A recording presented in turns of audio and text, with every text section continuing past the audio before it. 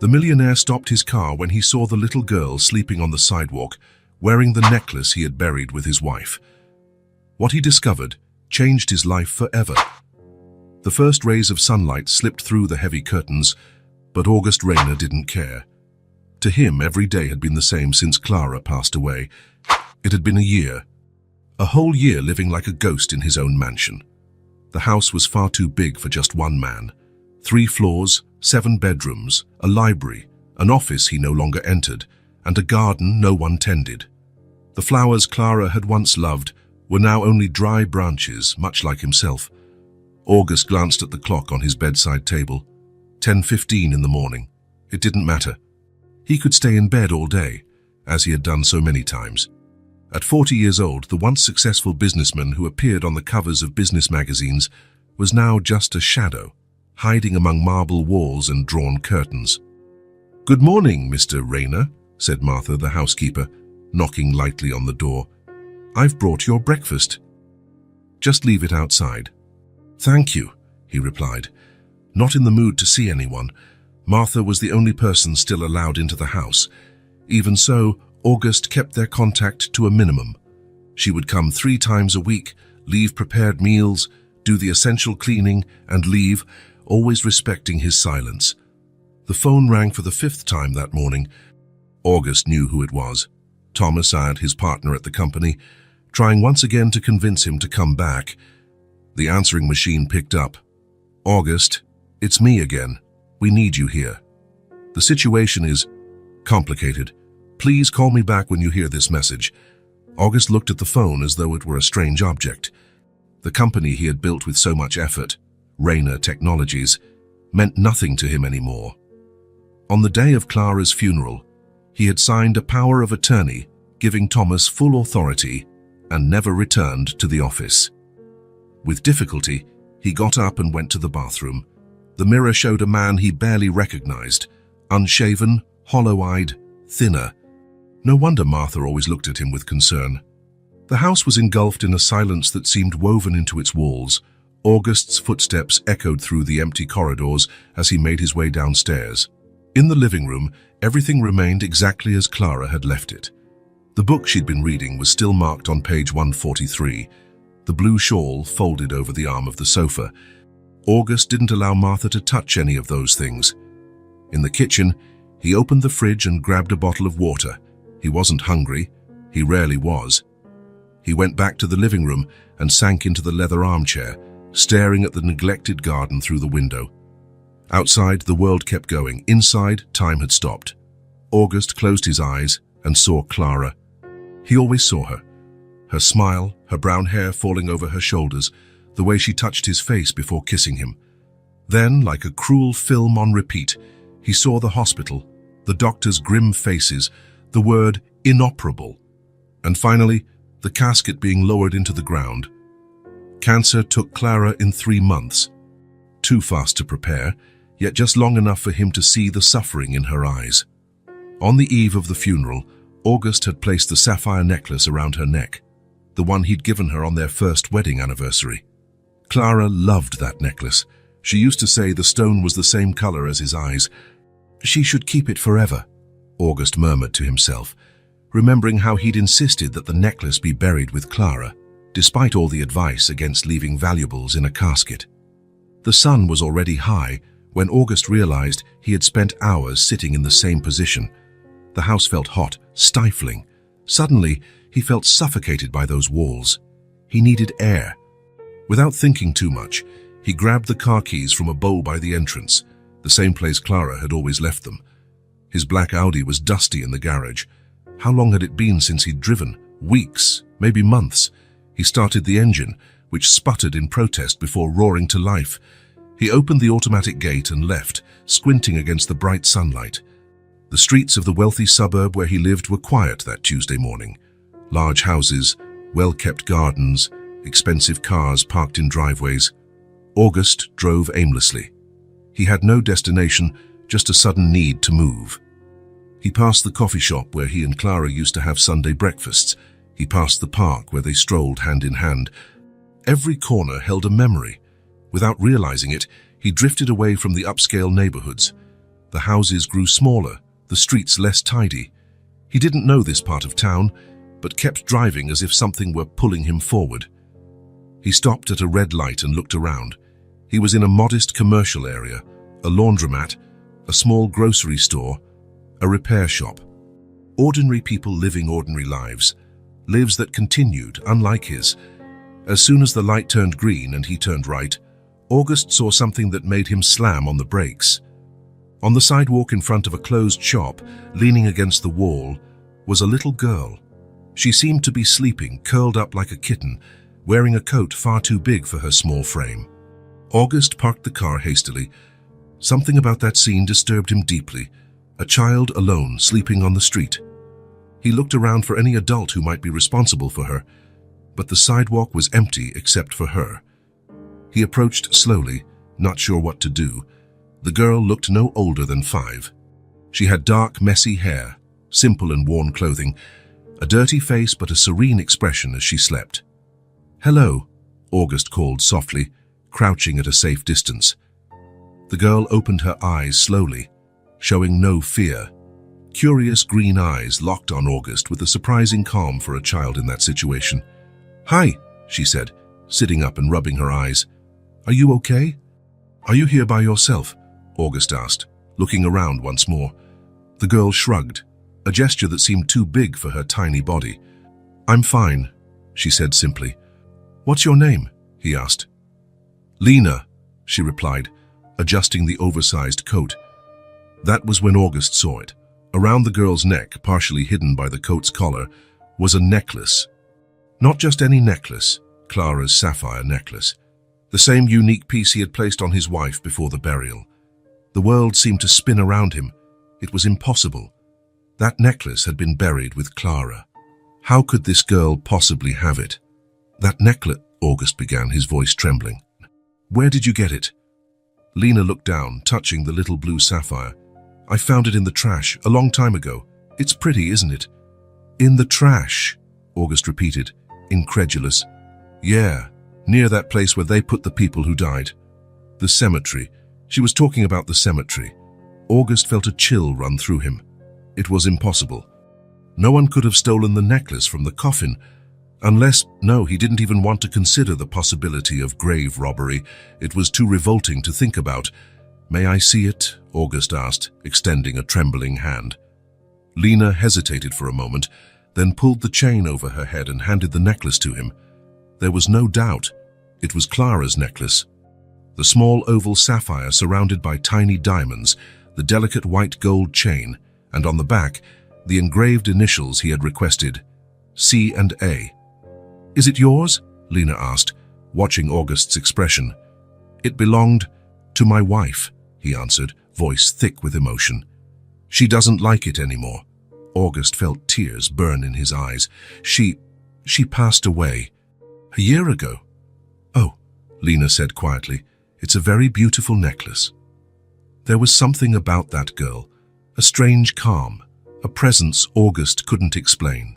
He held the necklace in his hand, feeling its weight, remembering how it sparkled on Clara's neck. "Are you hungry?" he asked suddenly, realizing that the girl had probably not eaten in hours. Lena nodded shyly. "Come with me. Let's find you something to eat." August had no idea what he was doing, taking a stranger's child for a meal. He should call the police or social services.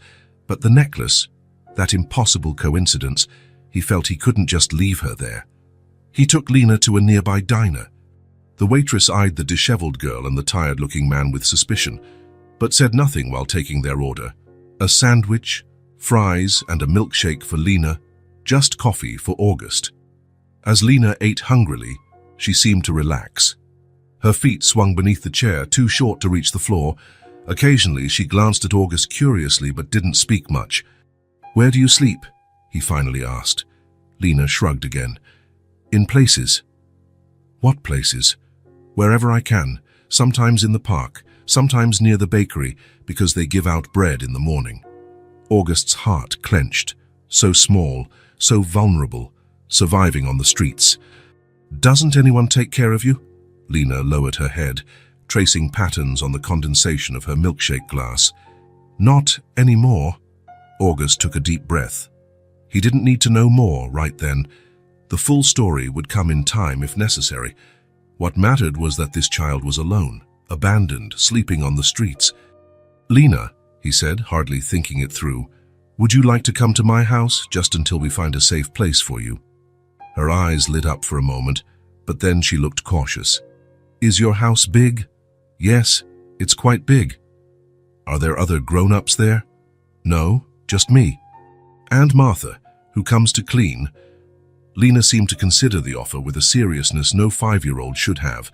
"Okay," she finally said, "but can I keep the necklace? It's the only pretty thing I have." August looked at the necklace in his hand. It was the last physical gift he had from Clara. For a year he had lived bound to the past, to memories, to pain. And now this little person had appeared out of nowhere, with Clara's necklace, like some sign he couldn't understand. "Yes," he replied, returning the necklace to her. "You can keep it." As they left the diner, Lena naturally took his hand, as if it was the most normal thing in the world. Her small hand was warm, alive. August realized it was the first meaningful human contact he had had in months. On the way back to the car, August knew he should be thinking about legal implications, responsibilities, what to tell the authorities. But all he could feel was something stirring inside him, something he thought had died with Clara. While helping Lena into the car and fastening her seatbelt, August had no idea what lay ahead. He only knew that for the first time in a year, he was doing something other than merely existing. He was taking action. He was feeling. And when Lena smiled at him, a tired but genuine smile, August Rayner felt a spark of life in his frozen chest. The empty house would now have a new presence. And maybe, just maybe, the silence would begin to break. The mansion's gate opened automatically as August's Audi approached. Lena, sitting in the passenger seat with the seatbelt pulled tight around her small body, stared out the window wide-eyed. The driveway was long and lined with old trees, whose dancing shadows moved across the asphalt as the late afternoon sun began to set. "Wow," she whispered. "It's like a castle." August observed the girl's reaction from the corner of his eye. It was strange to see his home through the eyes of a child, a property that had become merely a place to exist rather than a place to live. "It's too big for one person," he commented, more to himself than to Lena. The house rose imposingly at the end of the driveway, a 3-story Victorian-style building with tall windows and a wide front porch. The garden, once immaculate, showed clear signs of neglect. Unevenly overgrown grass, misshapen shrubs, wilted flowers that no one bothered to remove. August parked in the spacious garage. Throughout the drive, his mind had oscillated between disbelief at what he was doing and a strange sense of peace. He had brought an unknown child home, a 5-year-old girl he'd found sleeping on the sidewalk, wearing Clara's necklace. "Let's go in," he said, helping Lena out of the car. She took his hand again, as though she had done it hundreds of times. Her small steps followed August's, her eyes taking in everything with silent curiosity. The sapphire necklace gleamed softly against her skin whenever the light hit it. August opened the back door leading into the kitchen. Lena entered timidly, her eyes scanning every detail. The dark wood cabinets, the marble counter, the stainless steel appliances that were rarely used. A single apple rested in a fruit bowl, and the afternoon light slipped lazily through dusty windows. "You live here all by yourself?" she asked in a small voice in that big space. "Yes," August replied. "Just me." "It's really big," Lena said, stretching the word as she slowly turned, taking it all in. "Martha comes 3 times a week to clean and leave food," August explained, noticing that the kitchen, though spotless, had the sterile air of a rarely used space. "But she doesn't live here." "Who's Martha?" "She's the housekeeper." "She's worked for me for a long time." Lena nodded as though that made perfect sense. Her small fingers touched the marble counter, leaving temporary prints that disappeared soon after. August led her around the house. They passed the dining room, with its long wooden table that hadn't seated anyone in months, the crystal chandelier that hadn't been lit for a dinner in ages, the perfectly aligned chairs awaiting guests who never came. "Do you eat here?" Lena asked, eyeing the large table that could seat a dozen people. "No," August admitted. I usually eat in the kitchen or in the office. Or maybe you don't eat, Lena observed, looking at him with those piercing green eyes. August was taken aback by the girl's perceptive remark. Indeed, many times he simply forgot to eat. They continued to the main living room, with its leather sofas, unused fireplace, and heavy drapes that blocked most of the light.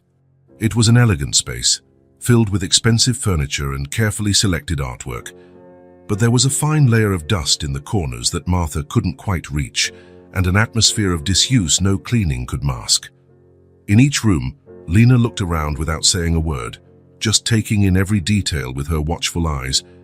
She looked so small and fragile amidst the large spaces and imposing furniture. That's the library. August pointed to a set of dark wooden double doors. And that door leads to the backyard garden. Lena approached one of the windows, peeking through a gap in the drapes. Why is it so dark in here? There's still sunlight outside. August hesitated. He couldn't recall exactly when he'd started keeping the curtains closed. Perhaps when sunlight became too painful after Clara's death. Or maybe when he realized he couldn't bear to watch the world continue on while his own had stopped. I prefer it this way, he finally said. When they reached the main hall, with the staircase leading to the second floor, Lena stopped and let go of August's hand. She slowly turned, taking in the high ceiling, the old chandelier, the paintings on the walls, and the closed doors leading to other rooms. The hall was impressive, with marble floors, a curved staircase, and tall windows letting in golden beams of light through partially drawn curtains. It was the heart of the house, from which every other space branched out. It was also the room most infused with Clara's absence. Her soft floral perfume used to linger there, and the sound of her footsteps coming down the stairs was often the first thing August heard in the morning. Lena finished her silent inspection and then, with a child's blunt honesty, said, "This house feels sad." August swallowed hard. Such simple words hit something deep inside him. That was exactly it. The house was sad, just like him, too big, too quiet, too cold. "Yes," was all he managed to say. Lena looked at him with a comprehension far beyond her 5 years. There was no pity in her gaze, just recognition. "The lady who took care of me also had a sad house," Lena said, stepping closer to August. "But she had a lot of cats. The cats made noise and mess, that made it a little less sad." A hint of a smile touched August's face. "I don't have cats," he said. "No pets at all." "That's okay," Lena replied. "I guess no one stays sad forever, right?" August didn't know how to respond. For a year, he'd lived exactly that. A permanent sadness, a pain that never eased, a grief that filled every inch of the house and his existence. The idea that his sadness might not last forever seemed too distant, too impossible. "Do you want to eat something else?" he asked, changing the subject. "Or maybe take a bath?" "A bath," Lena decided, looking down at her dirty hands. "It's been a while since I had a real bath." The simplicity of her statement pained August. A child so young shouldn't have to go a while without a real bath. He took Lena to the guest bathroom on the ground floor. It was a spacious room with white marble everywhere, a large bathtub and mirrored walls. Plush white towels sat perfectly folded on glass shelves, and expensive bath products, never used, waited in elegant little bottles. "Wow," Lena said, smiling for the first time since they'd arrived. "Looks like a princess's bathroom." "I'll run the bath for you," August said, suddenly aware that he had no idea how to care for a small child. What was the correct water temperature? How much soap should he use? Would she need help? He aimed for a middle ground, warm water, not too hot or cold, and placed fresh towels within reach. He found a lavender-scented soap that seemed gentler than the others and set it on the tub's edge. "Can you bathe by yourself?" he asked, feeling awkward and uncertain. "Sure," she answered, as if it were the most obvious question in the world. "I'm 5, I'm not a baby." There was something both sad and admirable about this forced independence in one so young. "Right," August said with a slight smile. "I'll find some clothes for you. Yours are quite dirty." He left Lena in the bathroom and headed to what had once been Clara's bedroom. He paused at the door, taking a deep breath before turning the handle. It was the first time in months he had entered the room. Everything was just as she'd left it. Creams on the dresser, books on the bedside table, the faint trace of her perfume still lingering. The air was still, as though time had frozen in that particular space. August could almost see Clara sitting on the edge of the bed, brushing her hair as she did each night before sleeping. With a tight feeling in his chest, August opened the closet. His hands trembled slightly as he searched among Clara's clothes for something that might fit Lena, even if just for now. He found a light blue cotton t-shirt that might work as a dress for the girl. He held the fabric to his face for a moment, hoping to catch Clara's scent, but only detected the gentle fragrance of the fabric softener Martha used. Even that was fading over time. When he returned to the bathroom, he knocked on the door. "Lena, I brought you something to wear. You can come in." Lena was wrapped in a large towel, looking even smaller. Her dark hair was wet and combed, and her freshly washed face revealed freckles on her nose that August hadn't noticed before. Without the layer of dirt, she looked even more vulnerable and young. "This is all I have for now," he said, handing her the t-shirt. "Tomorrow we can buy some clothes for you." "Thank you," she replied, taking the garment carefully. "I can dress myself." August nodded and stepped back into the hallway. As he waited, the reality of the situation began to weigh on him. What was he doing? He'd brought an abandoned child home without notifying anyone, without going through official channels. He should call social services or the police. Yet something inside him resisted. The appearance of this girl wearing Clara's necklace felt too important to dismiss. The door opened and Lena came out. Clara's t-shirt turned dress fell to her knees, the shoulders drooped, but she seemed pleased. "It's soft," she said, running her hand over the fabric. "And it smells good."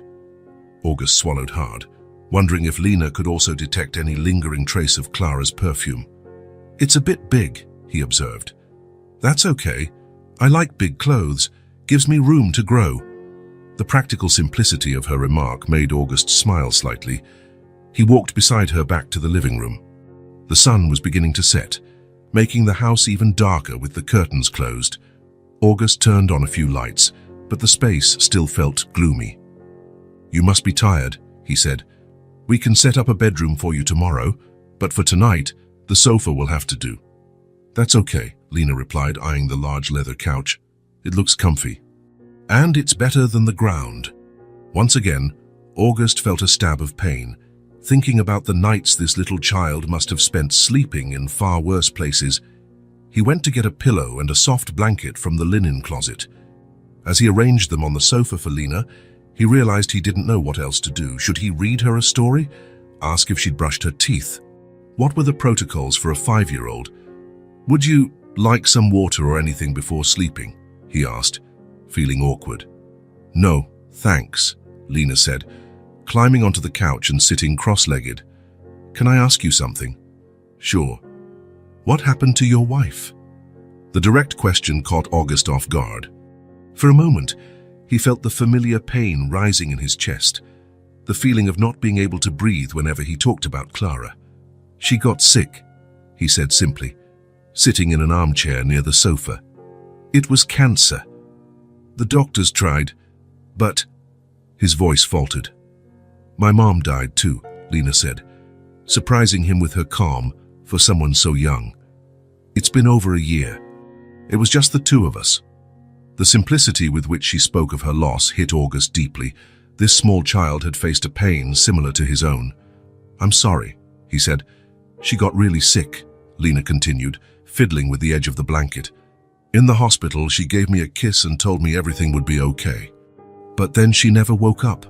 The soft lamp in the living room cast gentle shadows on Lena's face, highlighting her delicate features. There were no tears in her eyes as she spoke of her mother. Perhaps she had already cried all she could. "And then," he asked softly, "then I went to live with the cat lady. She was nice, but she got too old and had to go to a place for older people. She couldn't take me with her." Lena shrugged, that adult gesture on a child's frame. "So I was left alone." August felt a knot tighten in his throat. How many nights had this child spent alone on the streets? How much fear had she felt? "You're not alone anymore," he said, not really thinking about what it implied. Lena looked at him with those piercing green eyes, as though evaluating the sincerity of his words. "Neither are you," she replied simply. Her response was so direct and true that August felt as though something inside him had cracked open. He had been alone, truly alone, so long that he'd forgotten what it was like to share a space with another human being, breathing the same air, bringing life into silent walls. They stayed quiet for a few minutes. It wasn't an uncomfortable silence, but rather a shared one, as though they both understood the language of loss. Outside, the day finally gave way to night, and the first stars appeared through a gap in the drapes. "I think I'll sleep now," Lena finally said, lying down and pulling the blanket up to her chin. "Good night, Mr. August." "Good night, Lena," he answered, standing up. "If you need anything, I'll be upstairs." "Which room?" "There are lots of them. The second door to the right after the stairs." Lena nodded, memorizing the information. "Okay, but I won't need anything. I'm a good sleeper." August smiled genuinely for the first time that day. A good sleeper, then. He tucked the blanket around her and turned off the main lights, leaving just a small lamp lit in the corner. The sapphire necklace rested against Lena's neck, catching the soft light in its deep blue. As he climbed the stairs, August felt a strange mix of emotions. There was something comforting about knowing he wasn't alone in the house anymore, even if only for this night. His steps echoed in the corridor upstairs, a sound he hadn't really listened to in months. Usually he was too numbed by medication to notice. In his bedroom, August sat on the edge of the bed, looking at the pill bottle on his bedside table. The small, innocent-looking white pills had been his constant companions for a year. For 12 months, he hadn't slept without them. Natural sleep had become a stranger, and only sedatives brought him dreamless rest. No memories, no Clara. But tonight, things felt different. It wasn't just Lena's presence, it was what she represented. A child who, like him, carried a huge loss, but somehow kept going. A little girl who slept on park benches and could still smile and say, "You can't stay sad forever." August picked up the bottle, feeling its familiar weight in his hand. He turned it slowly, hearing the soft rattle of pills inside. Then, in a decisive gesture, he put it back on the table without opening it. Tonight, he would try to sleep without chemical help. He lay down and switched off the light. In the dark, his thoughts spun around the day's events, the inexplicable urge to drive, finding Lena, the necklace that should have been buried with Clara. There was something about this chain of events that felt significant, as though the universe was trying to tell him something. Then Lena's simple words echoed in his mind. "This house feels sad." It was true. The house was as steeped in mourning as he was. Every room, every object, every shadow bore Clara's absence.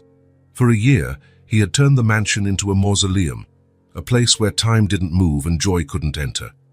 Now on the living room sofa downstairs, there was a little girl who, despite her own grief, talked about not staying sad forever. A child who had lost as much as he had, yet still found room for hope. August shifted on the bed, seeking a comfortable position. His body, accustomed to sedatives, protested the attempt at natural sleep, but his mind was oddly calm. Downstairs, Lena slept, a child who lost her mother just as he had lost his wife, two broken souls under the same roof. There was something both poetic and sad about that, and maybe, just maybe, a faint note of hope, like the first notes of a long-forgotten song.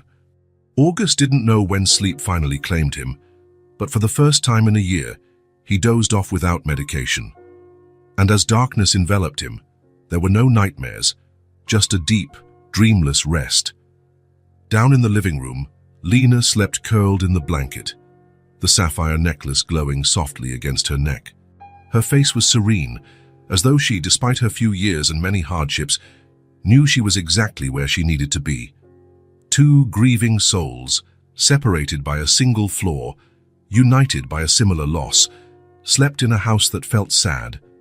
But maybe, just maybe, the sadness wouldn't last forever. The third day at the Rayner mansion began with a ray of sunlight piercing the living room curtains. Lena woke up early, rubbing her eyes as she adjusted on the couch that had served as her bed for the past few days. Silence still dominated the house, but it was different now.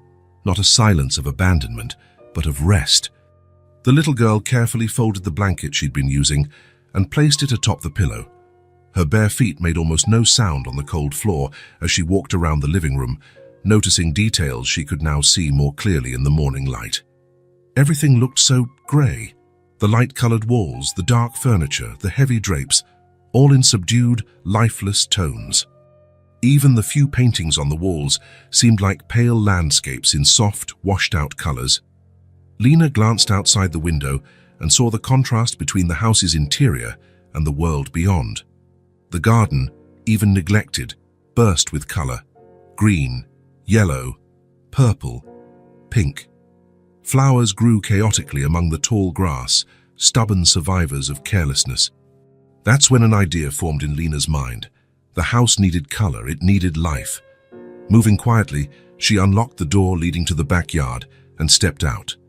The morning air was cool, and the dew soaked her feet as she walked across the grass. She crouched by a flower bed where wildflowers of various kinds had taken over. Carefully, she began to pick a few. White daisies, small purple blooms whose names she didn't know, bright yellow dandelions, and a bit of green foliage. She made a small, colorful bouquet in her hands. Back in the kitchen, Lena opened cabinets until she found what she was looking for. Glasses, big ones, small ones, wide ones, narrow ones. She filled them with tap water and distributed the flowers among them, a simple but lively arrangement. She placed a glass of daisies on the kitchen table, another with purple blossoms in the dining room, a third filled with dandelions on the living room coffee table. Thus she went, scattering little spots of color throughout the house until she ran out of flowers. Satisfied with her work but still feeling something was missing, Lena searched for paper and pencils. She found a stack of blank paper in the office August had briefly shown her the day before, along with some colored pencils in a drawer. Perfect. She sat on the living room floor and began to draw. Houses, flowers, the sun, smiling clouds, a cat, whatever popped into her 5-year-old mind. Each drawing was an explosion of color and simple shapes, a pure expression of childish joy. When she finished, she looked at her work, 10 bright drawings, ready to bring life to the drab house. August woke up later than he intended. Without the pills, his body seemed to be making up for nights of restless sleep with extra hours of rest. For a moment, he felt disoriented. Something was different, something he couldn't quite identify. Then he remembered Lena.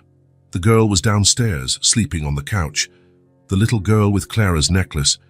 He got up quickly, worried that she might have woken up scared in a strange place. He got dressed and hurried downstairs, still running his fingers through his hair. "Lena?" he called upon reaching the bottom of the staircase. "I'm here," answered a small voice coming from the living room. August headed in and stopped at the doorway, surprised by what he saw. Lena sat on the floor, surrounded by colorful drawings. But that wasn't the only difference. The entire living room looked transformed.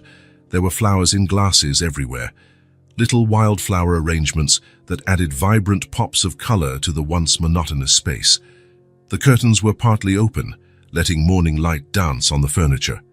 And at the center of it all was a 5-year-old girl, smiling as she held up a picture. "Good morning," Lena said.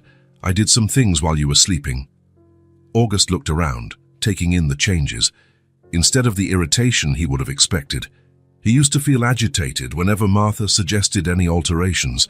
He felt something else, something like relief. "I see you've been busy," he commented, stepping closer.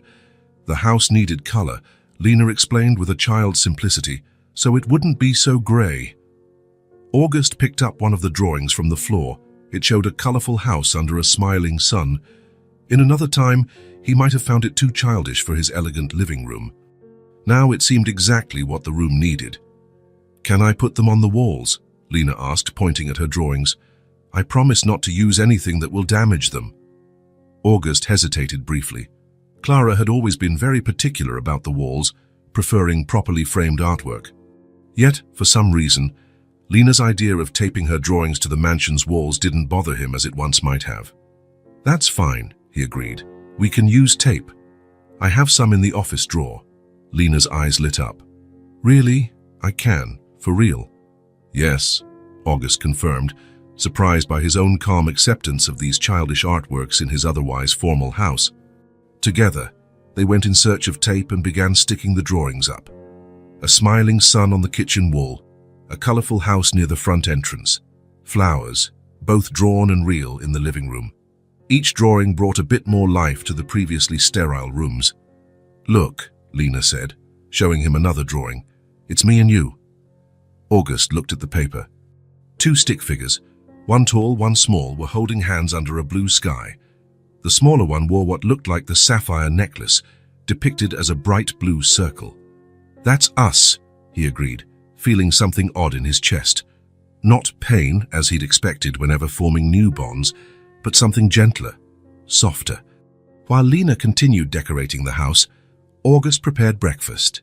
Eggs, toast, orange juice, real food, not just black coffee like he'd been having for months. He ate with Lena at the kitchen table, now brightened by a glass of daisies. "You're still wearing my t-shirt," he observed, noting she continued to use Clara's old shirt as a makeshift dress. "I washed it in the bathroom last night," she explained. "With soap. It's not perfect, but at least it doesn't smell bad." August smiled. "We'll get you new clothes today." "Can I choose them?" "Of course." After breakfast, while August washed the dishes, Lena resumed her mission of transforming the house. She found some cushions in a storage closet and began placing them around the living room floor, creating little cozy areas among the formal furniture. "What are you doing?" August asked, as he watched her drag a large cushion toward the center of the living room. "Making comfortable spots," she answered, as though it were obvious. "The chairs are too hard and big. And the sofa is cold." Indeed, the mansion's furnishings had been chosen more for aesthetics than comfort. Clara liked clean lines and sophisticated fabrics, preferring that to anything overly cozy. "Does this bother you?" Lena asked, suddenly worried when she saw August's pensive expression. "I can put them back." "No," he said quickly. "I don't mind. You can leave them." And that was the truth. He really didn't mind. The changes that once would have annoyed him and made him anxious for the old order now seemed refreshing. It was as if the house was finally breathing again after a long submersion. As August watched her transform the space, he realized something extraordinary. For the first time in a year, he didn't feel the need to keep everything exactly as Clara had left it. The small changes didn't feel like they were erasing her memory. On the contrary, they seemed to free the house from the weight of her absence. After they went to a nearby department store to buy Lena some clothes, where she chose colorful, practical pieces, they returned to the mansion. Lena, now dressed in new jeans and a red t-shirt, looked at the garden through the kitchen window. "Can we go outside?" she asked, pressing her face against the glass. August followed her gaze. The garden had once been Clara's pride and joy, her personal project. After her death, he could barely bring himself to look at it, let alone care for it. The grass was overgrown, the plants were shapeless, dead leaves piled in corners. It perfectly reflected his neglected grief. "It's really messy," he said, hesitating. "We can fix it," Lena suggested, her eyes bright with enthusiasm. "I know how to work with plants. The cat lady taught me." August thought for a moment. Yes, the garden needed it. And oddly, caring for it didn't feel like a betrayal to Clara's memory. Rather, it felt like honoring it. "All right," he agreed. "Let's see what we can do." Lena clapped her hands in delight and ran to the back door. August followed more slowly, a mix of anticipation and apprehension swirling in him. It had been so long since he'd really been in that garden, not just looking at it from the windows. The air was fresh and fragrant when they stepped outside. Despite the neglect, Clara's plants were resilient, many surviving and even blooming in a wild, unkempt way. "It's so big," Lena exclaimed, spinning in circles with her arms wide. "And there are so many flowers." August viewed the space through her eyes and saw not the abandonment that tormented him, but the wild beauty that had arisen. Climbing roses on the fences, lavender growing in scraggly clumps, and tiny wildflowers thriving among the larger plants.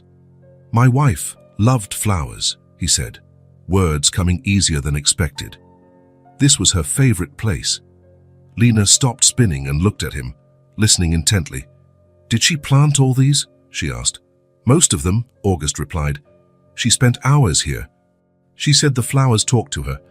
Instead of finding that strange, Lena smiled. "They really do talk," she said seriously, "just not with words." August felt a pressure in his chest, not painful, but a sense of recognition. That was exactly the sort of thing Clara would say. "What should we do first?" he asked, surprised by his own willingness. Lena looked around, considering.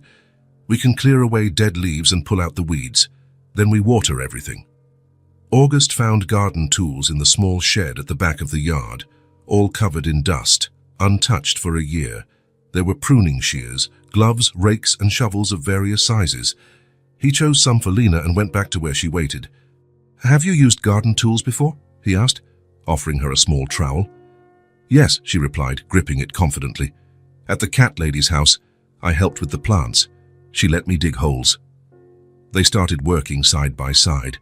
Lena focused on one flower bed, clearing dead leaves and weeds with her determined little hands. August tackled the overgrown grass and the edges of the beds, surprised how the motions came back to him. He had helped Clara in this very garden many times. The sun rose higher, and soon both of them were sweaty and covered in dirt. But there was something deeply satisfying about the physical labor, about seeing the visible transformation taking place under their efforts. "Look what I found!" Lena exclaimed after a while, pointing to a small bed she'd uncovered under a layer of dead leaves. "There are little buds coming up."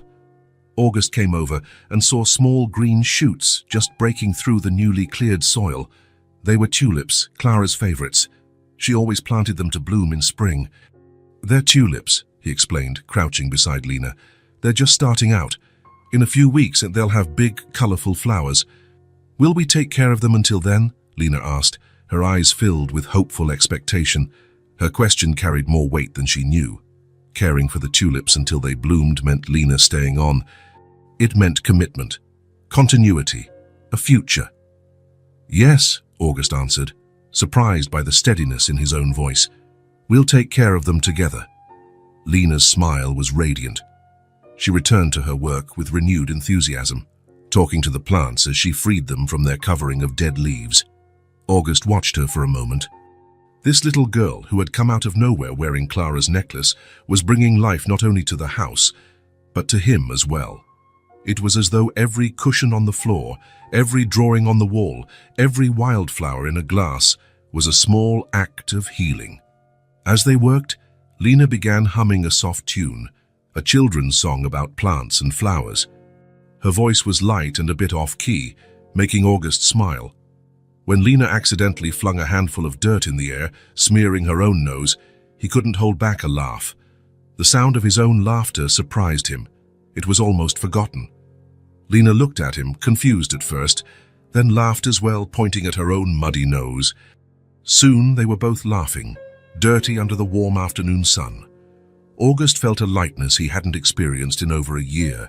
It wasn't complete happiness, nor an end to his pain, but it was something new, a moment of genuine joy in the midst of grief. And there, among the flowers Clara had loved, August felt her presence, not as a painful ghost or a haunting memory, but as a gentle, loving essence, as if she were smiling at them, approving of the small, colorful revolution a 5-year-old was creating in their lives. "I think your wife would be happy to see the flowers again," Lena remarked, as if reading his thoughts, while planting a small sprout in the freshly cleared soil. "Yes," August agreed, feeling an unexpected peace. She would love it. For the first time since Clara's death, thinking about her brought not only pain but also gratitude and love, and the certainty that she would want the garden and life to go on flourishing. Night fell on the Rayner mansion. August sat on the back porch, a cup of tea in his hands, watching as stars began to appear in the darkening sky. The garden before him no longer looked so abandoned after the hours of work he and Lena had put in. Dead leaves had been cleared, weeds pulled, and the flower beds were regaining their defined shapes. Lena was inside, bathing after a day spent playing in dirt and flowers. August could hear her high-pitched voice humming a children's tune through the walls, a reminder that he was no longer alone. It was amazing how much space a 5-year-old could fill, not just physically, but emotionally. In just a few days, Lena had transformed the entire atmosphere of the house. August stood up and walked back inside. The house that had felt like a mausoleum for a year was now breathing again. Wildflowers in glasses provided bright spots of color. More drawings, Lena's new creations, adorned the walls. Colorful cushions lay scattered on the floor. It was a new life for the once sterile space. The curtains were no longer completely shut. Lena had opened them, letting light flood in during the day. Houses need to breathe, she had explained with a child's simple wisdom. August passed through the living room, noting how each small change felt natural, as if the house had been waiting for it all along. Clara's traces were still everywhere. The paintings she had chosen, the books she had read, the organization she preferred. But now they blended with the renewed energy Lena had brought. "How is this happening?" he murmured to himself, lightly touching one of Lena's colorful drawings taped to the wall. A week ago, the idea of changing anything in his house would have made him anxious and angry. Any alteration felt like a betrayal of Clara's memory, as though moving a cushion meant erasing her a bit more from the world. But now, strangely, these changes felt like they honored her memory rather than erasing it. The sound of the shower stopped, and soon Lena appeared in the hallway wearing new pajamas. They had bought some along with her new clothes. "All done," she announced, her hair still damp. "I got all the dirt out from under my nails. Look." She held out her small hands for August to inspect, an innocent, trusting gesture that made his chest tighten. "Very good," he praised, examining her now clean fingers. "You must be tired after all that work in the garden." "A little," Lena admitted, yawning. "But it was fun. Can we keep going tomorrow?" "Of course." August watched as she headed to the couch, which was still serving as her bed. Lena had grown fond of that spot, arranging her few belongings around it, drawings, colored pencils, and a small teddy bear they had bought along with her clothes. Seeing her prepare for another night on the sofa, August made a decision. "Lena," he called, "would you like your own bedroom?" Her eyes went wide, sparkling with surprise and hope. "A real bedroom?" "For me?" "Yes," August confirmed. "We have plenty of spare rooms here. I think you deserve your own space and not just a couch." "Can I pick which one?" she asked, already bouncing with excitement. August smiled. "Let's check out our options." They walked upstairs together, Lena holding his hand tightly. On the second floor there were 4 bedrooms besides the master suite where August slept. One had been Clara's bedroom, untouched since her death. Another was an occasional guest room. 2 had been converted into offices, one for August and one for Clara, who had worked as a book editor. August opened the door to Clara's office. It was a spacious room with a large window overlooking the backyard. The walls were painted a soft shade of blue, the only room in the house not in neutral tones. A sleek desk, bookshelves, and a reading chair composed the furniture. Manuscripts were still piled up, pens still organized in holders, sticky notes with Clara's delicate handwriting still stuck on surfaces. "This used to be my wife's office," August explained. "She worked here." Lena stepped in shyly, looking around in curiosity. "There are so many books," she noted, eyeing the filled shelves. "Clara loved reading," August said. "She also helped make books. She was an editor." "What's an editor?" "Someone who helps writers turn their stories into real books." Lena nodded, taking it in. She ran her fingers over the desk, the spines of the lower shelf books, the soft fabric of the chair. "It's a pretty room," she concluded. August observed her every reaction, waiting to feel guilt or reluctance about repurposing Clara's office. Surprisingly, he felt none. Instead, it felt right. This space, full of stories and imagination, seemed perfect for a creative child like Lena. "Would you like this to be your bedroom?" he asked. Lena looked at him, seriousness in her gaze. "Are you sure?" "It was your wife's." Her genuine concern touched August deeply. Here was a little girl who needed a home, yet she worried about his feelings. "I'm sure," he said firmly. "Clara would have loved seeing this room filled with life again." Lena's smile was like sunrise. Then yes, I'd really like it. We'll need to make some changes, August said, looking around. Take out the desk, bring in a bed. Can we keep the books? Lena asked, eyeing the shelves hopefully. Of course. Do you like books? I love stories, she confirmed. The cat lady used to read to me every night. They planned together how the room would look. August fetched some paper and pencil, and Lena drew her vision. A bed by the window, the bookshelves remaining, a space on the floor to play, and plenty of color. We'll start fixing it up tomorrow, August promised when they finished planning. For now, you might have to use the sofa one more night. That's fine, Lena agreed easily. I'm used to it. After tucking Lena in on the sofa and reading her a bedtime story, one of Clara's childhood favorites he found on the shelves, August headed upstairs to his own room. Instead of going straight to bed, he stopped by the window overlooking the quiet street. That little girl is making me live again, he whispered to the glass, seeing his reflection overlapped with the distant city lights. It was true. For the first time in a year, August felt genuinely present, not just existing, but living, making plans, thinking of the future. The crushing weight of grief was still there, but it no longer consumed him completely. The next day, August woke up with renewed energy. After breakfast, they began transforming the office. First, they emptied the room, taking out the desk and other items that wouldn't be needed in a child's room. August carefully packed Clara's manuscripts and personal objects, not disposing of them, but giving them a new place. Lena helped as much as she could, carrying small objects and giving directions on how she wanted things arranged. Her excitement was contagious, and soon August was fully immersed in the task. A trip to a furniture store led to the purchase of a single bed with a colorful headboard, a small chest for toys and a star-shaped lamp. Lena chose a purple floral bedspread, along with a set of throw pillows, carefully selected from dozens of options. Isn't this too much?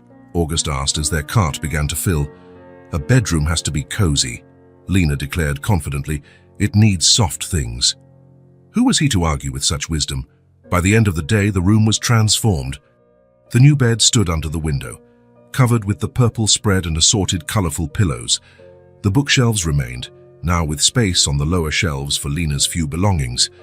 A soft rug covered part of the wooden floor, creating a cozy area to play. The star-shaped lamp cast a gentle glow when turned on. Lena taped her drawings to the walls, completing the transformation. What had once been a formal, elegant space was now cheerful, welcoming, and perfect for a 5-year-old. What do you think? August asked, standing at the door while Lena spun in the middle of the room, taking it all in. Now this room is happy, she declared, smiling so brightly it lit up her entire face. August felt something both strange and familiar in his chest, a warmth, a sense of fullness, a certainty. It was like a door had opened inside him, one that had been locked for too long. Looking at Lena, so small and yet so brave, August felt like a father. He didn't put it into words, not even in his own mind, but the feeling was there. Protective, loving, committed. A bond not of blood but formed naturally, like the wildflowers finding their way through stones in the garden. This little person now depended on him. And surprisingly, he depended on her too, to remind him how to live, how to feel, how to look forward rather than remain stuck in the past. August wasn't forgetting Clara. He was transforming his pain into something new, something alive. And in doing so, he was transforming himself. Days in the Rayner mansion settled into a new routine. Mornings began with breakfast together in the now sunny kitchen. August no longer kept the drapes closed. Then they would spend time in the garden, have lunch, and rest or play indoors. Sometimes they ventured out into the city, exploring places Lena had never seen. It was a Thursday afternoon, 3 weeks after Lena's arrival.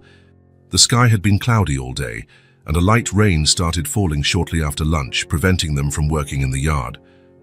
August was in his office, handling some paperwork. After years of absence, he was finally beginning to take interest in his company again. Lena, meanwhile, explored the house. She already knew every inch of the first floor, but the second still held some mysteries. August had explained that some doors stayed closed because they were filled with Clara's memories, which were still difficult for him. Lena respected those limits with a maturity beyond her years. That afternoon, however, her curiosity led her to August's office. The door was ajar, and she saw him focused on the scattered papers on his desk. "Can I come in?" she asked, tapping gently on the door. August looked up, surprised, then smiled. "Of course. I'm just reviewing a few contracts." "What's a contract?" Lena asked, stepping inside and eyeing the papers curiously. "They're written agreements between people," he explained. "They say what each person should do." "Sounds boring," Lena said with childlike frankness. August chuckled. "Sometimes it is, but it's important." Lena nodded, accepting his explanation. She started exploring the office, checking out the items on the shelves, the books, and the small sculptures that decorated the room. It was a more masculine, sober space than the rest of the house, with dark wood and leather accents. "What's this?" she asked, pointing to an ornate globe. "It's the world," he said. "All the countries and oceans." "Do we live here?" Lena randomly spun the globe and pointed to a spot. "No, that's Australia. We're here." August turned the globe again, showing her the correct location. Lena continued exploring until she reached a wall of framed items, mostly diplomas, awards, and photos of August at corporate events. But down in one corner was a different photo. It was a picture of Clara. She stood in a garden, likely the very one Lena helped revive, wearing a light dress, her brown hair shining in the sun. Her smile was radiant, brimming with life. Around her neck, glowing against her fair skin, was the sapphire necklace. Lena froze, staring intently at the photo. Instinctively, her hand went to her own neck, where the same necklace now hung. August noticed her sudden silence and followed her gaze, seeing which photo held her attention so completely. The familiar tightness rose in his chest, but it wasn't the same sharp pain as before. It was more like a blend of longing and gratitude. "That's her, right?" Lena whispered, eyes never leaving the photo. "Your wife?" "Yes," August said, standing and walking to where Lena stood. "That's Clara." "She was really pretty," Lena commented. "And she looked happy." "She was both," August agreed, looking at the image of the woman he loved. It felt strange how he could now look at Clara's photo without feeling suffocated by pain. Sadness remained, but there was also room for good memories. Lena pointed to the necklace in the picture. "She's wearing my necklace." "It was hers," August gently corrected. Lena kept her eyes on the photo while her hand remained on the sapphire at her own neck. "It was hers," she repeated, more as a confirmation than a question. "Yes." "It was her favorite," August said, remembering the day he'd given it to Clara. How her eyes had lit up the moment she opened the box, how she insisted on wearing it that very same day. Lena fell quiet for a moment, pensive. Then, with a seriousness that contrasted with her childish face, she said, "I think she brought me here." August looked at Lena, startled by her words. She was still holding the necklace between her fingers, her gaze shifting between the photo and the pendant. "What do you mean?" he asked, curious about the child's thoughts. "I can't explain it," Lena said, furrowing her brow, "but I think she wanted me to find you. That's why the necklace ended up with me." It was a simple, almost superstitious idea, but Lena spoke with unwavering conviction. August didn't respond verbally. He wasn't sure what to say. He wasn't one to believe in signs from beyond or messages from the departed. He'd always been practical, rational, and yet something in his chest warmed and expanded at Lena's words.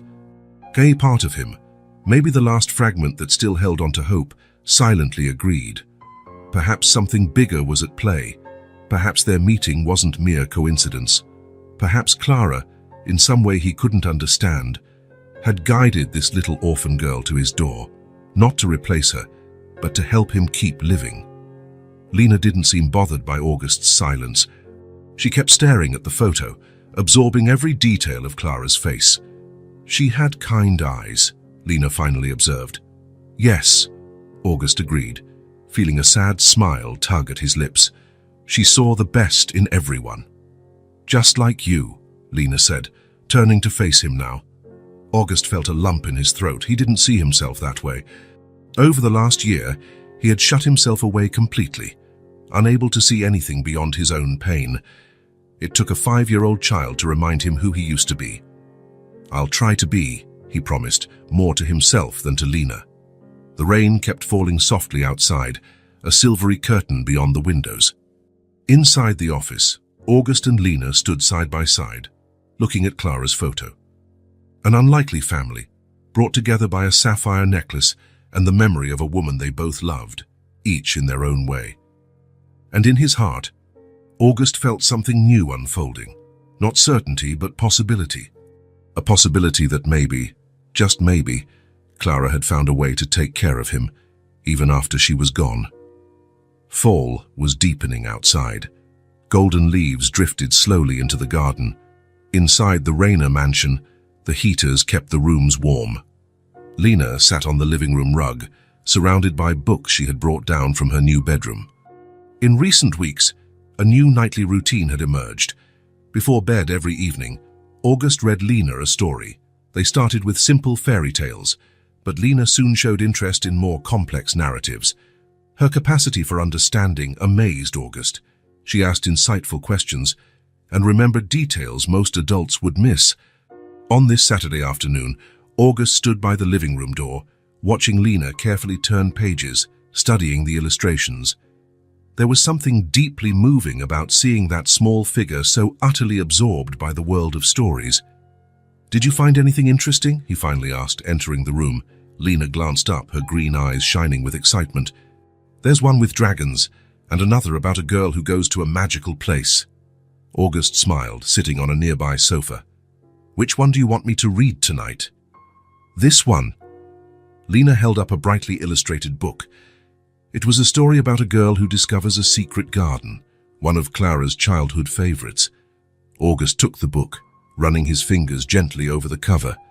"A good choice. This one is special." Lena nodded, pleased with his approval. Then she grabbed a notebook and pencil from the coffee table. August watched curiously as she opened the notebook to a blank page and placed the book beside it. With her brow furrowed in concentration, Lena began making pencil strokes on the paper. Her small fingers gripped the pencil too tightly, and her tongue stuck out slightly in the corner of her mouth, a sign of intense effort he'd noticed before. Leaning closer, August realized she was trying to copy the book's title, letter by letter. Her lines were wobbly, uneven, forming shapes that barely resembled letters. After several frustrating attempts, Lena dropped the pencil and looked at August with a mix of embarrassment and sadness. "I don't know how to write," she admitted quietly, her voice small. There was no self-pity in her words, just a statement of fact. August felt his heart tighten. Of course she didn't know how to write. She was only 5, and from what she'd said, she'd never been to a proper school. "That's something you can learn," he replied gently, sliding off the sofa to sit beside her on the rug. "Want me to teach you?" Lena's face lit up. "You know how to teach, like a teacher," August smiled. "I'm not a teacher, but I learned how to write once, Skyt, and I can show you how." He opened the notebook to a fresh page and carefully wrote out the alphabet in a row, capital and lowercase letters. "These are all the letters we use," he explained. 26 of them. "Once you know them, you can write any word." "All of those?" Lena asked, looking a bit overwhelmed by the letters. "One at a time," he assured her. "We don't need to learn them all today." He wrote an uppercase and lowercase a at the top of a new page. "Let's start with A. It's the first letter of the alphabet and also the first letter in your name." "August," Lena said. "And also the first letter of the alphabet," August added with a grin. "Very good observation." "How do I do it?" she asked, picking up the pencil again. "Like this," August guided her small hand, showing her how to shape the letter. "See? One line up, one line down, and a cross in the middle." Lena tried on her own, her tongue peeking out as she concentrated. The first A was crooked, the second slightly better. "Very good," August encouraged her. "Keep practicing." They moved on to L, the first letter of your name. Then I, N, and A. In a matter of minutes, Lena was trying to write her own name, letter by letter, with August's gentle guidance. "Lina," she spelled slowly as she wrote. When she finished, She looked at the result with pure delight. "That's my name. I wrote my name." The joy in her voice was contagious. August felt a warm glow in his chest that he hadn't experienced in a very long time. "Yes, you did," he confirmed, "and this is just the beginning. Soon you'll be writing any word you want." Lena looked at her name on the page, then at August, her eyes shining with pride and determination. "I want to learn all the letters, all the words." "And you will," August promised, "a little bit every day." They continued for another hour. August demonstrated how to write simple words: sun, moon, sky. Lena soaked it all in with a thirst for knowledge that amazed him. Occasionally, she got frustrated when a letter wouldn't come out right, but she kept trying, determined to succeed. Watching her carefully form the letters of the word book, August felt a sudden, profound realization. What they were doing was more than a simple lesson. He wasn't just teaching Lena to write, he was giving her tools for the future. A future he could suddenly see more clearly. A future in which Lena would grow up in this house, learn to read and write, go to school, make friends, and face challenges. A future in which he would be there to guide, support, and love her. A future he never thought possible just a few weeks ago. "August," Lena's voice brought him back. "Look, I did it." She pointed at the word flower, which she'd written unassisted, copying August's example. "That's perfect," he praised, feeling a surge of pride unlike any he'd known before. It wasn't for his own accomplishments, but for someone under his care. "Tomorrow, can we do more?" Lena asked hopefully. "Every day, if you like," August replied. "We can make it part of our routine after breakfast and before going to the garden." "Yes," she agreed enthusiastically. "One day I'll be able to read an entire book by myself." "Definitely," August assured her.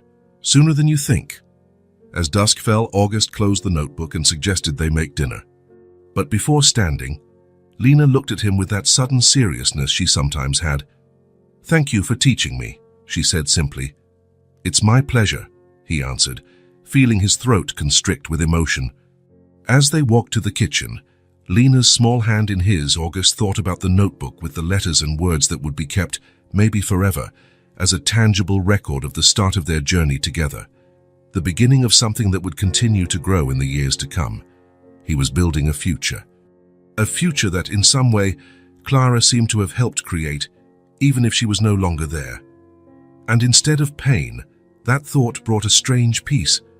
Letter by letter, word by word, day by day, they would build that future together. Days turned into weeks, and weeks into nearly 2 months since Lena had entered August's life. The mansion, once quiet and lifeless, now echoed with the sound of light footsteps and a child's laughter. The writing lessons progressed. Lena could already form simple sentences, and she read short words with increasing confidence. With each day, August became more aware that this temporary arrangement had grown into something permanent. Lena was no longer just a visitor. She was part of his life, his home, his heart. The thought of ever separating from her felt impossible now. That realization led him to an important decision: to formalize Lena's custody. One Thursday morning, while Lena was outside in the garden with Martha, the housekeeper who now came every day and had developed a special fondness for the girl, August sat in his office to tackle the necessary paperwork. The family lawyer had prepared the preliminary adoption documents. A daunting stack of forms, declarations, and petitions demanded his full attention. August started filling them out meticulously, occasionally glancing out the window at Lena playing among the flowers. While working on the documents, he realized he needed updated financial details. He'd abandoned management of his business during his year of grief, leaving everything to his partner, Thomas. Now, for the adoption process, he needed a clear view of his situation. August opened his laptop, something he rarely did before Lena arrived, and accessed the company's system. He was shocked by the hundreds of unread emails waiting for him, many flagged as urgent. With a sigh, he ignored them for the moment and went straight to the financial reports. Immediately, something caught his eye. The numbers didn't look right. Revenue was roughly what he expected, but operating expenses had skyrocketed. Intrigued, August dug deeper, opening report after report and comparing current data to historical records. The more he investigated, the more disturbing the picture became. There were suspicious transactions, large sums sent to offshore accounts, contracts with non-existent suppliers, unjustified inflated expenses. A clear, unmistakable pattern. "Thomas," August muttered, feeling a blend of anger and disappointment swell within him. His partner of over 15 years had taken advantage of his absence to siphon funds from the company. These were not small amounts, but millions that had disappeared in the year August had been lost in grief, disconnected from the world. With trembling hands, August kept digging, documenting each irregularity. The evidence was undeniable. The man he had trusted completely had betrayed him in the worst way. Those insistent phone calls, the desperate messages from Thomas begging August to return to the company, they weren't out of concern, but attempts to keep up appearances before everything collapsed. August's stomach turned. How blind he had been. How completely he had abandoned his responsibilities, allowing something this big to happen right under his nose. The office door opened gently, interrupting his dark thoughts. Lena came in, her dress slightly stained with dirt, cheeks flushed from playing in the sun. "Martha said lunch will be ready soon," she announced, stepping closer to his desk. Noticing his troubled expression, she asked, "What's wrong? You look sad." August tried to smile but couldn't. How could he explain something so complex to a 5-year-old? How to talk about betrayal, embezzlement, and fraud? "I found out that someone I trusted did something very wrong," he finally said, choosing simple words. Lena climbed into the chair beside him, looking curiously at the screen filled with numbers and charts. "What's all that?" she asked, pointing at the computer. "Information about my company," August explained. "It shows that someone has been taking money that wasn't theirs." Lena nodded with a seriousness that sometimes made her look older than she was. "A lot of money." "Yes, quite a lot." "Is that why you're sad?" August thought for a moment. Was it really the money? No, it was more than that. "I'm sad because it was a friend, someone I trusted." Lena remained silent for a few seconds, as if processing the complexity. "Is it your friend Thomas?" she finally asked. "The one who always calls?" August stared at her, surprised. "How do you know about Thomas?" "He called yesterday when you were in the garden," I answered. "He kept asking when you were coming back to the company." The innocence with which she related this contrasted sharply with the severity of the situation. August felt a surge of protectiveness. He didn't want Lena to have any interaction with someone like Thomas. "Yes, it's him," August confirmed. Then, looking at the child beside him and the adoption papers on the desk, he felt a sudden clarity. "If it weren't for you, I never would have come back," he said, voice trembling. "I never would have seen this." It was true. If Lena hadn't appeared in his life, August would likely still be isolated in his grief, letting Thomas continue his scheme until nothing remained of the company he had built. Sensing the emotion in his voice, Lena reached out and took his larger hand in her small one, an unexpectedly adult gesture of comfort. "But now you're here," she said simply. "And you've seen it." Her plain words struck August like a revelation. Yes, he was here, no longer hiding, no longer avoiding life. He was present, aware, capable of acting, all because a little girl had gently pulled him back into the land of the living. "You're right," he agreed, squeezing her hand gently. "I'm here now." He glanced at the files on the computer and the adoption documents on the desk. He wouldn't let Thomas destroy everything he'd built, not when he now had an even more important reason to fight. "I'll have to fix this," he said, more to himself than to Lena. "Are you going to fight with your friend?" she asked, concerned. "Not exactly fight," August clarified. "But I need to make him return the money and answer for what he's done, and I'll have to go back to managing the company." "Does that mean you'll leave home a lot?" Lena's real worry shone through in her voice. August smiled, moved by her concern. "Sometimes, yes, but not like before. I'll find a balance. You'll always be my priority." Lena seemed reassured by that. "Can I go with you sometimes?" "Absolutely. You can see my office. It has an incredible view of the city." Her eyes lit up. "Can I draw there?" "Of course." In that moment, with Lena by his side, August felt a determination he hadn't experienced in years. He would reclaim control of the company, not just to save the business he had built, but for a deeper purpose. His decisions and actions now affected not only himself, but also the little person who had become the center of his world. He would do it for her, to guarantee her future, to set an example of integrity and responsibility, and he would do it for himself, because he deserved to reclaim that part of his identity, because he was capable, because he was alive. "Shall we have lunch?" Lena suggested, hopping off the chair. "Let's," August agreed, saving his files and closing the laptop. The company's problems could wait a few hours. Right now, it was time to be present for his new family. Following Lena out of the office, August felt a growing certainty. The truth, painful as it was, had been a gift, a necessary awakening, a call to action, and he was ready to answer it. In the months that followed, profound changes came to the Rayner mansion. Winter gave way to spring, and new traditions bloomed between August and Lena. What had started as an unexpected encounter became something permanent, defined not only by legal papers, but also by daily rituals weaving together the fabric of a true family. Sundays were filled with the smell of fresh pancakes in the kitchen. August rose earlier on these days, carefully preparing the batter, flour, eggs, milk, a pinch of cinnamon.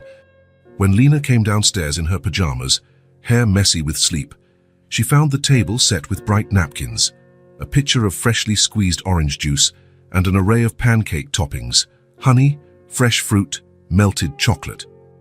"Good morning, sleepyhead," August would say, deftly flipping a pancake in the frying pan. Lena would climb onto her chair, eyes shining with anticipation. "I already made 3 drawings before coming down," she often announced, as though she'd been up for hours, even if it had been mere minutes. These Sunday mornings became sacred. No phones answered, no emails checked. Just August and Lena talking about everything and nothing, planning their day, inventing stories while enjoying hot pancakes. On Tuesdays, after Lena returned from her new preschool, they gathered fresh flowers from the now flourishing garden. Together, they created simple arrangements for each room in the house, a ritual Lena had begun spontaneously in those first days and which became a tradition. "Flowers make the house happy," she explained, carefully placing some daisies into a cup on the kitchen table. Every night, without fail, there was story time before bed. August would sit on the edge of Lena's bed, book in hand, reading with different voices for each character to her delight.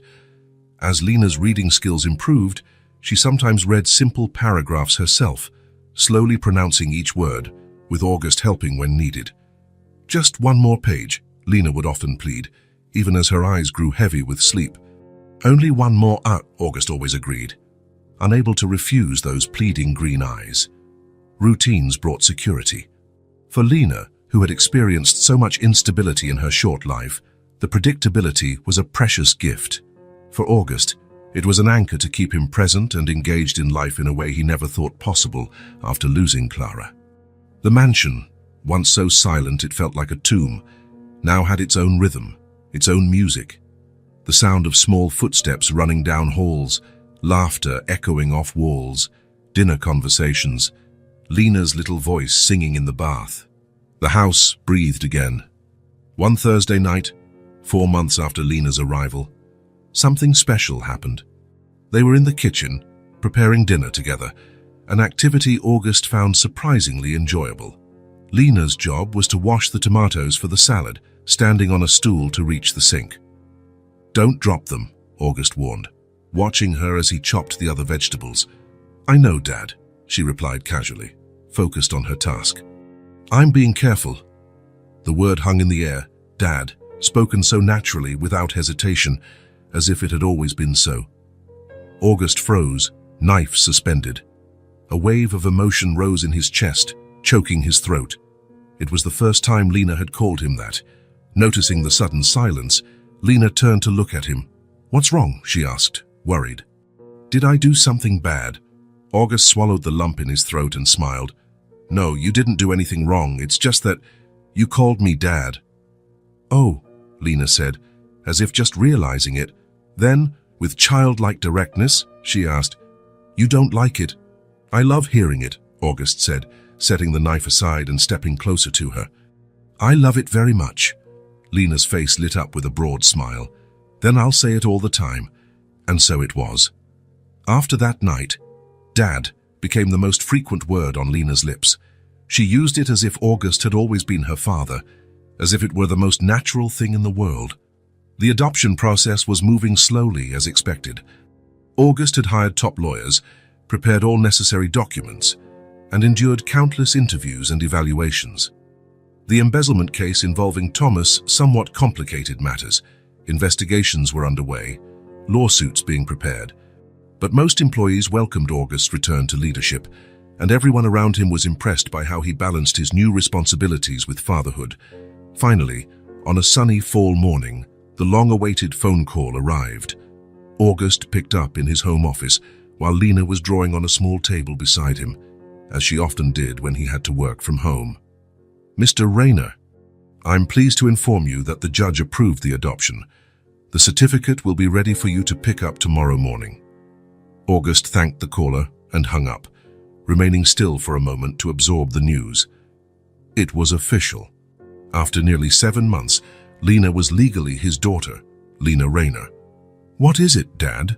Lena asked, noticing his emotional expression. August turned to her, a wide smile spreading across his face. Lena, the judge approved our adoption. You're officially my daughter now. Legally, your name is Lena Rayner. Lena dropped her crayons and ran to him, throwing her arms around him with such force that he nearly toppled out of his chair. I'm really a Rayner, she asked, her eyes shining with joy. Really? August affirmed, hugging her tightly. Forever. After a long embrace, August gently pulled back to look at her. I think we need to celebrate, he announced. How about going someplace special today? Where? Lena asked, excitement shining in her eyes. Have you heard of the amusement park by the lake? It has a giant Ferris wheel, carousels, a roller coaster. Lena's eyes went wide. I've never been to a park like that. Can we really go? Of course we can. In fact, I think we should go right now. What do you say? The joy on Lena's face was all the answer he needed. 2 hours later, August parked in the amusement park's large lot. Hand in hand, they walked toward the colorful gates, where cheerful music played and people screamed with excitement on the rides. Lena hopped with excitement as they walked. Wearing a bright yellow dress and white sneakers, her dark hair in 2 braids, she looked like the embodiment of childlike joy. It's so big, she exclaimed once they were inside, spinning around to take it all in. Where do we start? August grinned, infected by her enthusiasm. Wherever you'd like. This is your special day. Lena's eyes were immediately drawn to the enormous Ferris wheel towering against the blue sky. Can we go on that? The Ferris wheel? Sure we can. Still hand in hand, they made their way there. In line, Lena couldn't stop bouncing on her toes with excitement. Have you ridden one of these before? She asked. A few times, August said, but never with you. So it'll be like the first time for me, too. When they finally boarded one of the cabins, Lena squeezed August's hand tightly as the ride began. Are you scared? He asked gently. Just a little, she admitted, watching the ground drop away as they rose higher. But it's the good kind of scared. August understood exactly what she meant. The good fear, the one that comes with anticipating something wonderful. The fear that is part of the adventure, not an obstacle to it. As their cabin climbed, the view opened up before them. The sparkling lake in the distance, the city stretching out on the horizon, the people below shrinking to miniature figures. Dad, look how small everything looks, Lena exclaimed, her initial fear forgotten as she pressed her face to the glass. We're on top of the world, August said, pulling out his phone. Let's take a picture to remember this day. Lena positioned herself beside him, both grinning as August extended his arm for the selfie. Behind them, the blue sky and the tiny city. In front, 2 radiant faces, a new family celebrating their first official day. The rest of the afternoon was a whirlwind of fun. Lena insisted on trying nearly every ride appropriate for her age. They spun on carousels, laughed in the spinning teacups, got soaked on the splash ride, and ate cotton candy until their tongues turned blue. When the sun began to set, They sat on a bench to rest, each holding an ice cream cone. "This is the best day of my life," Lena declared solemnly, her face smeared with chocolate ice cream. August smiled, gently wiping her chin with a napkin. "Mine too." Lena looked at him with that serious expression that sometimes appeared on her child's face. "Am I really your daughter now? For real?" "You always were," August replied sincerely. "The papers just made it official, what we already knew in our hearts." Satisfied, Lena returned to her rapidly melting ice cream. "Can we come back here on my birthday?" "We can come back any time," August promised, "and we can discover new places too. The world is full of wonderful things for us to explore together." On the drive home, Lena fell asleep in the back seat, exhausted by all the excitement. August drove in silence, occasionally glancing in the rearview mirror at his sleeping daughter. His daughter. Finally and officially. It felt as if life had given them not just a new beginning, but a new childhood. For Lena, the chance to grow up with safety, love, and stability. For August, the chance to rediscover the world through her eyes, to find joy in the simplest things, to learn how to live again. In the weeks following the finalization of the adoption, August devoted himself to a special project. The bedroom Lena had been using, the one that used to be Clara's office, was fine, but August wanted to give her something more. A brand new space designed just for her, filled with color and joy. While Lena was at school, August worked with decorators, choosing every detail carefully. They painted the walls a gentle aqua hue and added a floral decal to one wall. Floral patterned curtains let in light while swaying in the breeze. A new bed shaped like a little house, complete with a soft canopy. Bookshelves for stories and toys.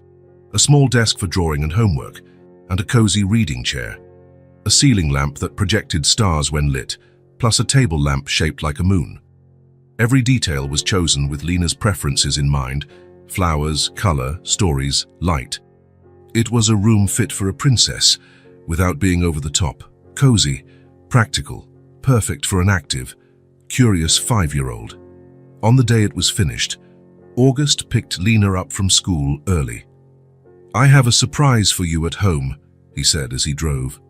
"What kind of surprise?" she asked, trying to pry more information from him. "If I tell you, it won't be a surprise anymore, right?" When they arrived, August asked Lena to close her eyes and guided her up the stairs to the door of the new room. "Okay, you can open them now," he said. Lena's eyes opened wide in astonishment. She stood still for a few seconds, taking in every detail of the transformed room. Then, letting out a little squeal of delight, she ran inside and spinning to see it all. "Is all this for me?" she asked in disbelief. "All of it?" "All for you," August confirmed, watching her reaction with a full heart. Lena touched the bed, the curtains, hurried over to see the books on the shelves, tested the desk chair. Everything seemed magical, extraordinary. "Look, Dad, there's even a special place for my drawings." August had installed a large corkboard on one wall so Lena could pin up her creations. After examining every corner, Lena rushed back to August, who was still at the doorway, observing her joy. She hugged him with all the strength her little arms could muster. "Thank you, Dad," she said, her voice muffled against his torso. "It's the most beautiful room in the whole world." August knelt to meet her eye level, holding her small hands. "You know, Lena, I've been thinking a lot about how we met. About how, on an ordinary day, I decided to drive aimlessly and ended up finding you with that necklace." Lena instinctively touched the sapphire necklace she still wore every day. "That necklace brought us together," August continued, his voice filled with gentle emotion. "And now I'm so grateful I found you. Because when I did, I started living again." Lena's bright green eyes filled with tears she didn't fully understand, but she understood the most important part, that she was loved, that she belonged, that she had a home. "I love you too, Dad," she said simply, throwing her arms around his neck in a tight hug. That night, after Lena fell asleep in her new room, August went down to the living room. He lit a fire in the fireplace, even though it wasn't very cold, and sat on the sofa, gazing at a new addition to the decor. Above the mantel, 3 items were now carefully placed. On the left, a photo of Clara, smiling in her beloved garden. On the right, a newer photo, Lena and August on the Ferris wheel, both beaming at the camera, a blue sky behind them. And in the center, in a small glass case, the sapphire necklace, neatly displayed. August had asked Lena if they could place the necklace there, where everyone could see its beauty, and she agreed with surprising ease. "That way it'll be safe," she had said, "and it'll be like she's always with us." Staring at that arrangement, the woman he loved, the child who saved him, and the mysterious link between them, August felt a peace he hadn't experienced in a long time. It wasn't the end of longing or sadness, but a transformation of them into something more gentle, something that left room for happiness as well. A mansion that once felt like a memorial to painful memories was now a vibrant home. It had sound, laughter, conversation, music, the pitter-patter of